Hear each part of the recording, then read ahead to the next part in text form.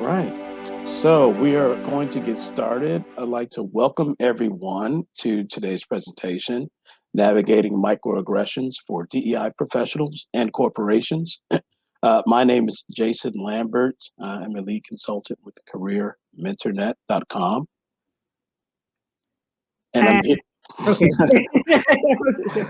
Yeah, I can't see the Okay. way the Oh, okay. system is. Right. Yeah, Right. I'm sorry, the way the system is set up, I can't, Yeah, Yeah. go ahead, Dio. And my name is Dio Akinlade. I am a assistant professor at the University of Wisconsin Parkside, where I teach diversity as one of the courses I teach there. So welcome everybody, and I'll take over from here, Jason. Okay. So this is an interactive workshop. Remain muted. I think automatically everybody's muted anyway. So we want to encourage you to participate in the chat. We want to make it as interactive as possible. And please save your questions until the end. Yeah, and also per instructions from the facilitator of this conference, make sure that any questions that you have, that you add those to the Q&A tab, and any comments or when we ask for participation in this workshop, that you use the chat tab for that as well to kind of just create those differently so we can know where to look for the questions and separate that from the activity that we do. Thank you. Okay, so the outline for something, I don't know if any of you attended the session we had yesterday. It was looking at microaggressions, but we're looking at it more from the employee's point of view. Today, we're going to be looking at it more from the organization's point of view. So we're going to start by looking at what do we mean by microaggressions. We hear the word all the time. And what are the different types of microaggressions? And what are the implications in the workplace? And then we'll talk about strategies for reducing microaggressions. So microaggressions can be defined as commonplace, everyday verbal or behavioral indignities. They could be intentional or unintentional, but they communicate hostile, derogatory, or negative racial slights and insults. So you can think of microaggressions as being on a continuum, with being very deliberate and conscious on one end of the spectrum, and then very subtle and unconscious on the other end of the spectrum. So the first one, there are three types. The first one, micro assault, is often conscious and explicit. It's more like your traditional old-fashioned overt racism.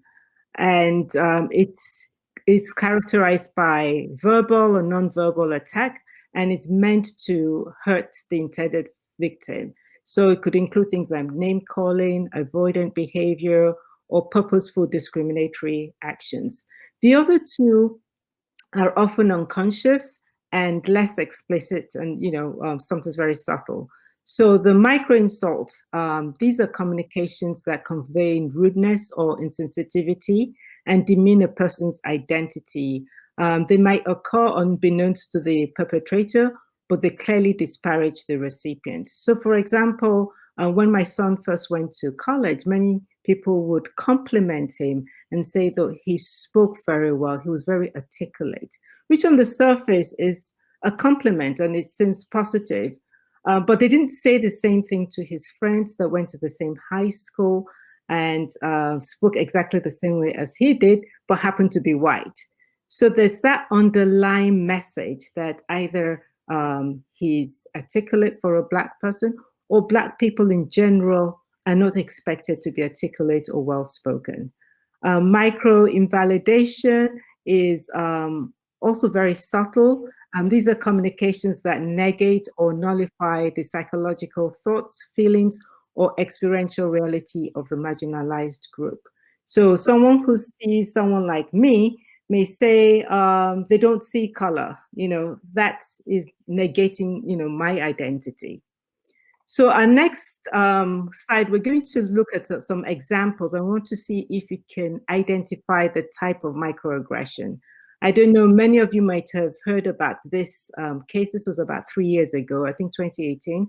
A Black Yale student was just taking a nap in one of the common areas in the graduate school at the college, and a white student called the police. So what type of microaggression do you think this is? Is this a micro assault, a micro insult, or a micro invalidation? If you can just type it in the text, please. Yeah, and don't be concerned. Don't be afraid of getting the answer right or wrong. This is a learning opportunity for all of us, and we hear the term microaggression all the time. And even in the research, sometimes there's some overlap in what between the different distinctions because it really is based on that intent and the impact and how subtle the recipient perceives it to be. But if you Right. could just use the chat and type in what type of microaggression do you think that is? That micro, is that a micro assault, micro insult, or micro invalidation? So we have one, Nicoria says is micro assault, and you're right, it is micro assault. Calling the police unnecessarily, we've seen this in the news quite a few times this past few years. Name calling and the use of epithets, crossing the street or clutching a handbag if you see somebody of color approaching you. Offensive signs, posters, or other visual displays are examples of micro assaults. Now, the next one. So somebody tells this person that, oh, this is too hard for you, maybe you should do something else. So they're steering you away from certain projects or careers because they don't think you can handle it because of your identity group membership. So what type of microaggression is that? Micro assault, micro insult, and micro invalidation.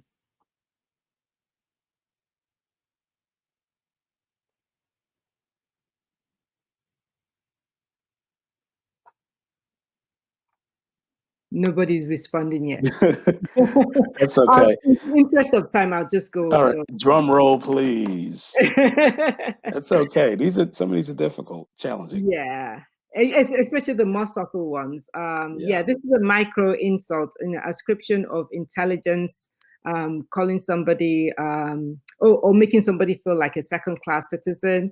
So maybe putting them at the towards the kitchen in a restaurant, in an undesirable location in a restaurant. Pathologizing cultural values, assumption of criminal status. These are all examples of micro insults. That's right. Assuming that one culture is better than another. And what's so interesting about micro insults, especially in this case, is that the perpetrators might believe that they had good intentions, right? That they think that they're doing this person here a favor by letting them know this is too hard for you, right? But Exactly. making these assumptions based on their identity. Exactly. And then the last one, asking somebody, who was born and bred in America, where are you from? Where are you really from? Is a form of micro invalidation, an alien in your own land. So you're sending a message that they don't really belong because of the identity group or the way they look or they belong to. Color blindness, like I mentioned earlier, is also an example. Myth of meritocracy, denial of discrimination. We've had an African-American president. There's no racism in America. So if you say something, people don't really believe you because they don't think it exists anymore. Right. Yeah. And so, but we all know that just because we have a black president, that does not eliminate the fact that racism is still alive well in America.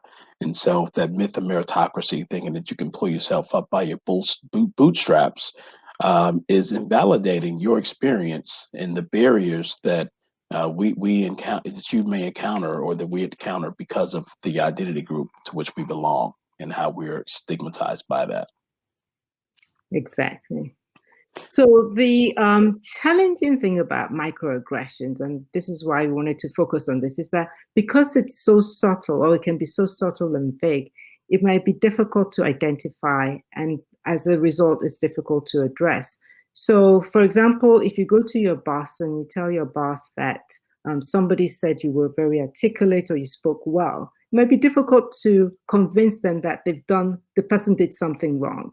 Whereas if you went to your boss and you said somebody used a racial slur against you, then it's easier to identify that as an issue. They probably have policies in place, steps that they can take to address it. And quite often, these microaggressions are done innocently. The perpetrator doesn't know they're doing anything wrong. Like Jason mentioned, they even think they're doing you a favor, steering you in a different direction because they don't think you can handle the job or the subject or the career that you've chosen. So they're difficult to identify, but it's important because they have a negative impact on the victims. Research shows that the accumulation of microaggressions can lead to health problems for the victim. In fact, it has been shown to be more psychologically damaging than direct forms of discrimination. And it has negative impacts on employees' relationships at work and their job outcomes. A study conducted by Sue and his colleagues found a whole series of impacts that microaggressions have on employees. Not only do they find it offensive, it negatively impacts their mood for the rest of the day. So you can imagine if it impacts your mood for the whole day, you can imagine the impact it has on your productivity, on your job outcomes.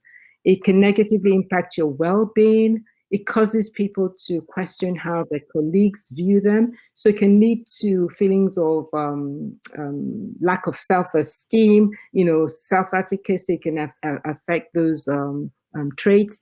It can negatively impact relationships that people have with their co-workers. And if you're in a company, you're trying to get people to work together, then this is not a positive thing for you. It decreases overall job satisfaction, causes them to be less productive at work, even though these figures for the productivity at work are kind of low compared to the other impact. I think it might actually be higher in reality, but maybe the people don't realize how much it's impacting their productivity. I mean, somebody who's in maybe a bad mood because somebody said something the whole day, and they're relating to customers, etc., it might actually affect their job performance, and they may not realize. And then finally, it makes people think about leaving, so it affects retention. The other thing I wanted to point out about this table is that when you look at the micro invalidations, which are the very subtle forms of microaggressions, the impact it has on people is just as bad as the impact it has on the more obvious micro assaults. In some cases, it's even more. So it's really important that organizations have something in place, strategies to be able to deal with these microaggressions. And Jason is going to talk about the strategies organizations can use to address them. Thank you, Dio. So we've discussed microaggressions. We've defined it. We've learned how to identify the different types of microaggressions. And also we've discussed its impact, not only on employees individually, but how it can impact the organization and its culture overall. So what we want to do now is present to you a framework that we call Step In, that's based on some of the current research that looks at microaggressions, tips from not only researchers, but also thought leaders and other experts in this field. And so Step In stands for S, which is for giving it serious attention. And we're going to talk about why that matters. It also, T stands for training, the type of training that's needed. E is for engage. P, you want to promote value differences in the workplace to help mitigate these microaggressions from occurring. I is to inform, and then N is to normalize. And we're going to do a deep dive into each of these to tell you what the full meaning of these letters in the acronym mean. So the first was serious attention. You want to give it serious attention because of the fact that microaggressions are often subtle and sometimes hard to identify. They become ignored by leadership. Employees may not report them, but it's important not to underestimate it. This what's called a death by a thousand cuts, and so you want to give it serious attention. If you notice microaggressions occurring in the workplace, or if you have an employee that comes to you with a complaint about someone uh, about their experience with microaggressions at work. So that's the very first step. It is a serious matter and should not be overlooked or swept under the rug. Secondly, you want to make sure that you have training specific to microaggressions as a part of your DEI training in your organization. And so typically you want to have regular intervals of training, at least at a minimum annually. But what we see in a lot of organizations is that their diversity trainings might be very surface level, not recognizing that the field of diversity, equity, inclusion has a very broad umbrella with a lot of different aspects to it.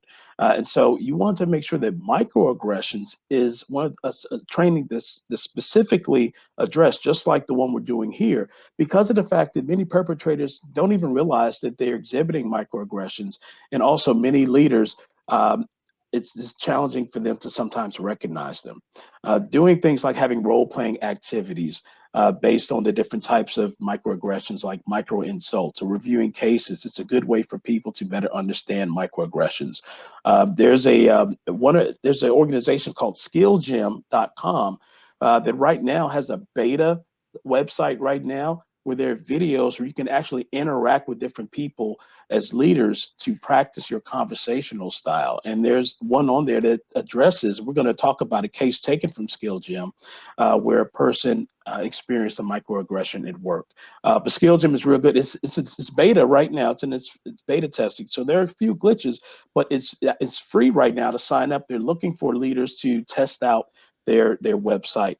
And it's a good opportunity to do that and practice these role playing activities. And next, you want to engage. And what we mean by engage is engage not only the victims of microaggressions, but the perpetrators as well.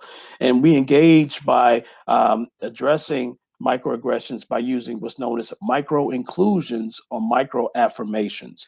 So, micro inclusions are a way to create a safe space for everyone to feel safe and supported by just in general creating a norm of people not calling each other by their own names and not pet names or nicknames, because sometimes nicknames could be offensive and sometimes they're loaded with gender, where women might be called names at work like, kitten or cat or whistle calling or all types of different things that become it slippery slope that happens where people then begin to think it's okay to call people nicknames based on how they perceive that person to be and not how that person perceives themselves to be.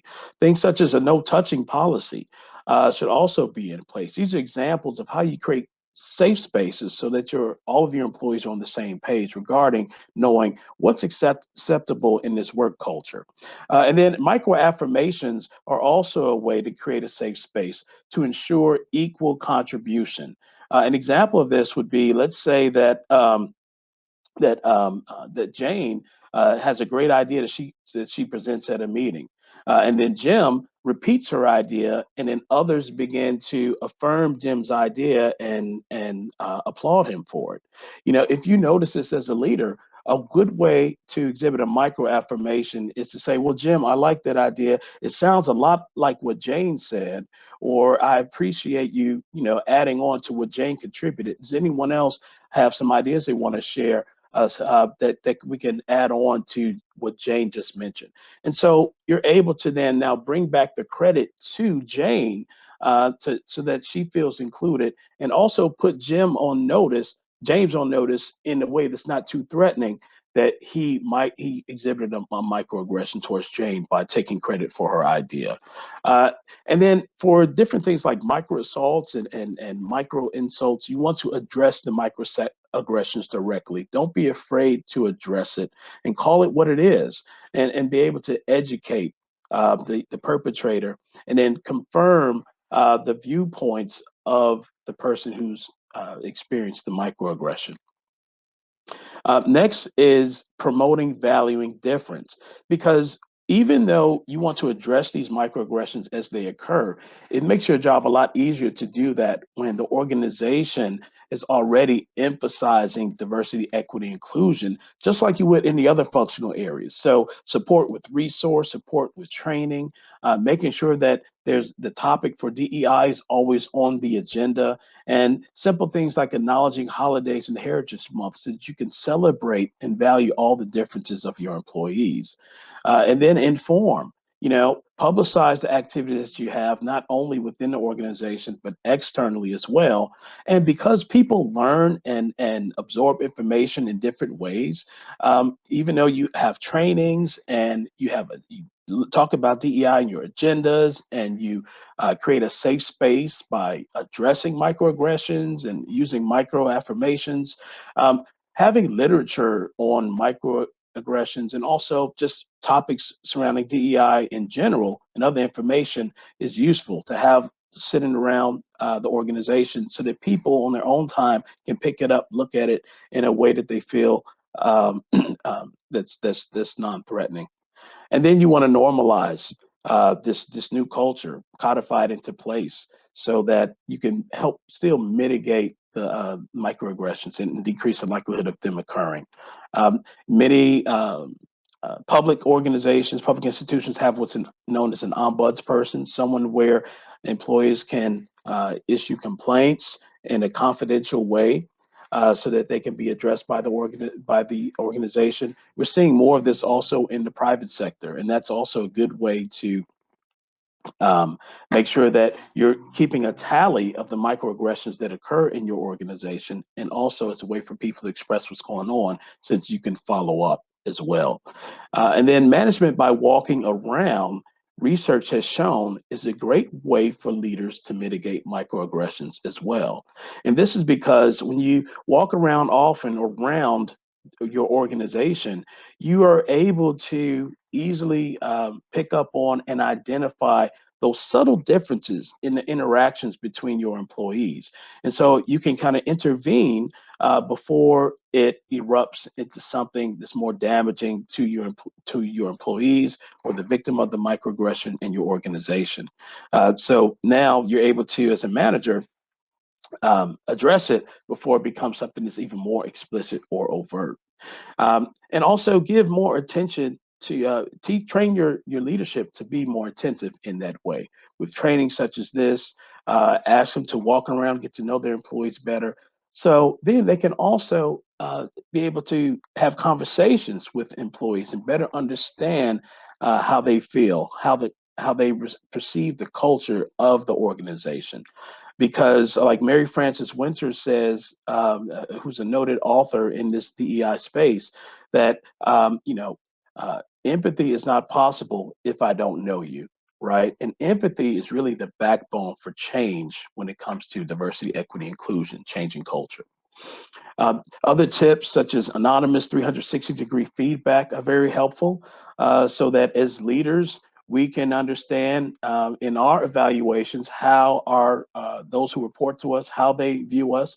And also it's an opportunity for maybe perpetrators of microaggressions to realize that some of their employees don't really some of their employees feel victimized by them because of the way that they interact with them as well. Because as we said before, they may not realize it, they may not know it. And an anonymous conversation box is also a great way to collect data, get a pulse of what's going on in your organization. Because again, microaggressions are very challenging to identify and observe. They can happen quickly sometimes, but if you have a system where your employees can report it in an anonymous way, then at least you can track what microaggressions are occurring in your organization so that you can address it if you have to. So what we have uh, what we're going to do today is, and we encourage you to participate using the chat. We want you to read this case. This is taken adapted from skillgym.com, and we want to ask you to answer the following questions on this case. The first question is, what type of microaggression do you think this is? The second one is, how would you address it? And then third, how would you mitigate to ensure it does not happen again based on what you've learned today? So we're going to give you a chance to read this case, this short case. Shouldn't take you no longer than 3 minutes. We'll check in then. And if you could use the chat to then answer this first question of what type of microaggression do you think this is? And I'll give you a clue. There could be if this is the case that we use, yes, there could be more than one microaggression here in this case as well.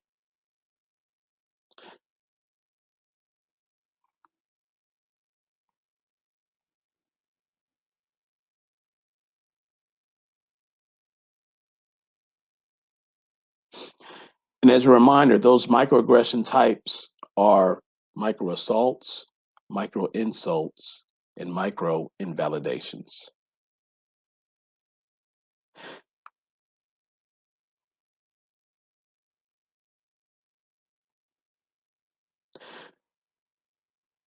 Oh yeah, and Dio, just as a reminder, all I can see is the presentation. So Yes. yeah, I just want to make sure that we're Okay. looking at the chat and make and the Q&A in case somebody had a question to address too. Yes, I'm monitoring both of them. Okay. All right.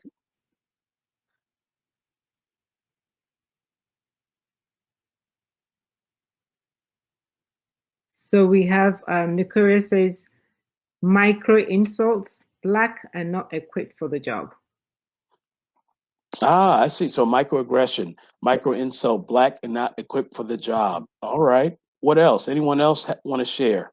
That's a good And question. then if we get a few responses, then we'll let you know what the right what we'll give you. We'll reveal the answer. And like I Yeah. said, it's okay if you get it wrong. This is this is the place to learn. And Anthony says micro insults and micro invalidation. Ah, micro insult and micro invalidation. Okay. All right. Anyone else want to share what type of microaggression do you think this is? So Nicoria kind of, I think she elaborated on her answer. She says microaggression, cutting off, speaking, and ignoring. Yes. Yeah. Cutting off, speaking, and ignoring. That's right. And so, is there anyone else, Dio, or should I reveal the answer for this question? Anybody else going once, twice? Go ahead. All right. So the type of microaggression, based on what we see here, is that the ignoring and undervaluing contributions, that could be considered a micro invalidation or micro insult. It kind of be on that thin line between the two of those. But when we get to the idea that there's discussions that they believe that she's not equipped for the task because she's black, and that could be because they either think she's an affirmative action hire or just because they perceive her racial identity to be inferior. Now we're getting into that micro assault territory because this is intentional, it's overt. They've expressed their viewpoint that they believe that she was hired because she was black and not equipped for the task. And so now there's no question that they have a specific attitude explicit that they have towards Maya. And so those are the two types of microaggressions that we see there, that micro assault and also that micro insult that also at the same time invalidates her contributions. Okay.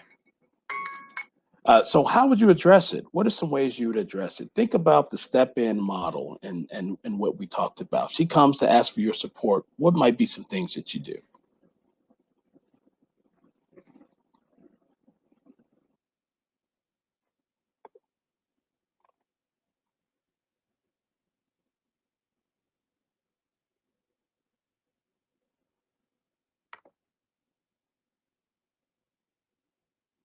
Nicoria says, advocate for her when in the room where she might get cut off.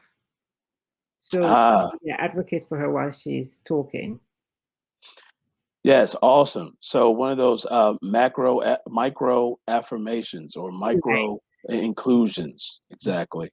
That's a great way to address it. And that would also be a way how you mitigate it doesn't happen again, right? Um, is there anything else in the chat, Dio? Nope. Okay. Oh, Uh, okay. Nicoria just posted challenge and call out when people are talking about her negatively. So yes. challenge and call out, yeah. Yes, absolutely. Challenge and call out when people are acting negatively. Yes.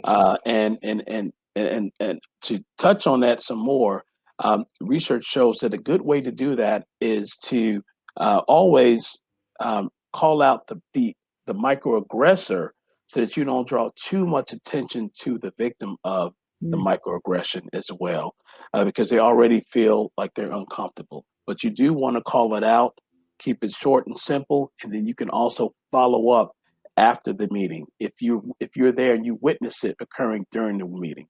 So you include Maya with that micro affirmation, micro inclusion, and then you call it out, and then you follow up. And part of the follow up is when you address microaggressions directly is educate the perpetrator about the microaggression because that individual may not have even known that they exhibited a microaggression. And it's important to let them know the impact because sometimes they might respond, well, I didn't know, as if it doesn't matter, but it does matter because it doesn't matter if they had good intentions. The impact is still the same for the recipient of the microaggression. And then express the importance of apologizing. Tell the perpetrator, hey, you need to apologize, and here's why. Um, and follow up with Maya to make sure that she's okay. Let her know what you've done. But it's important that if you do this, that you have that training that's occurring in your organization as the foundation. Otherwise, the perpetrator of the microaggression, not to say that they don't deserve any blame for their actions, but at the same time, because microaggressions, the perpetrators may not realize they've done it. You want to have that training so it at least gives them an opportunity to improve their behavior and understand why that they're being called out for the microaggression as well. So we're hoping that you at least learned one thing from today's presentation that you did not know before, and that you uh, kind of can take some information, some takeaways from our step in model. And so we're curious to know, was there anything surprising that you learned today?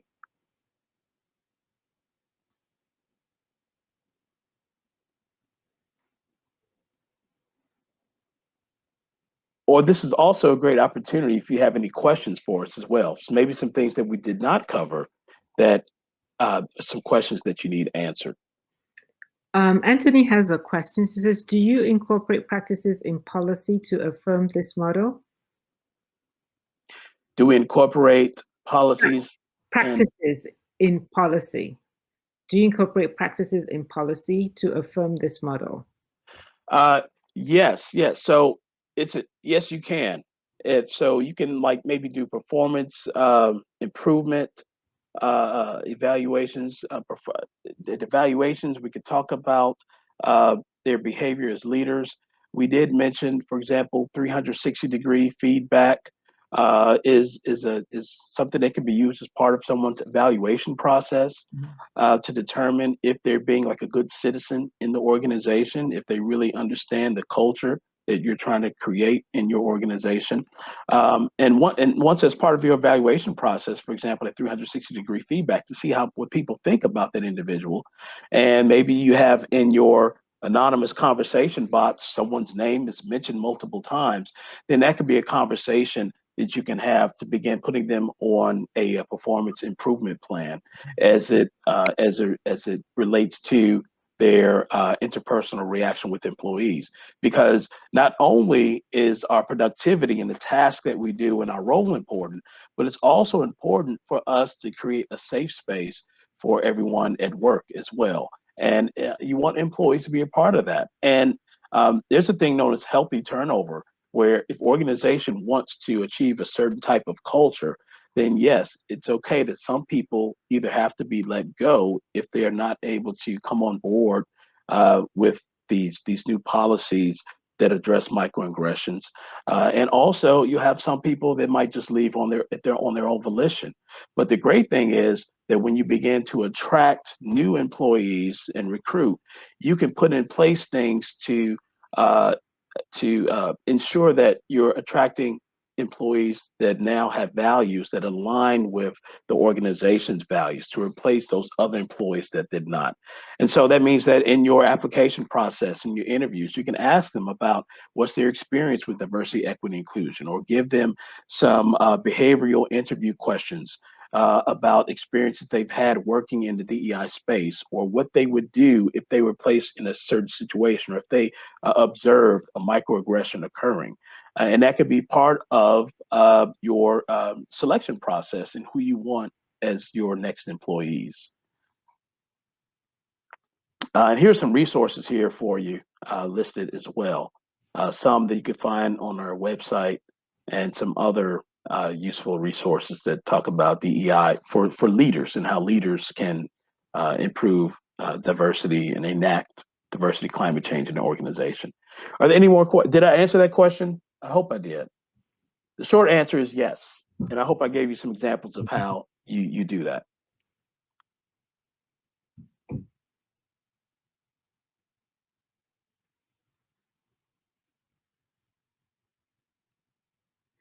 Yes, he says, I am totally on board with these comments.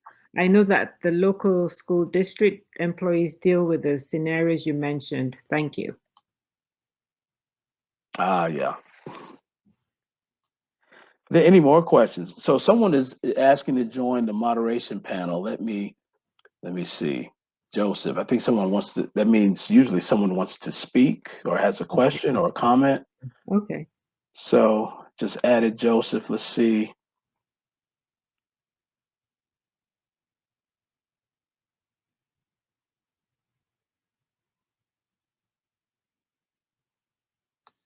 Okay, so I guess I don't know what happened to Joseph.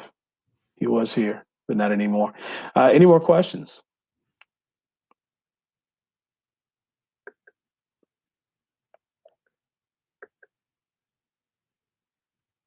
All right. Well, it looks like we're out of time. We're scheduled for 40 minutes, I think.